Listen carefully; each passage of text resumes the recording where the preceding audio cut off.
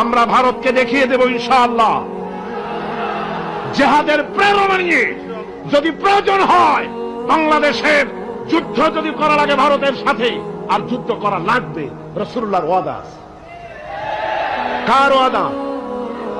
নাসাই শরীফ, ইবনে মাজাহ, এই তার দুটি হাদিসের মধ্যে হযরত আবী হুরায়রা রাদিয়াল্লাহু তাআলা আনহু বর্ণিত হাদিস রয়েছে। বলেছেন দুই শ্রেণীর লোক কিয়ামতের দিন জাহান্নাম থেকে মুক্ত হয়ে যাবে।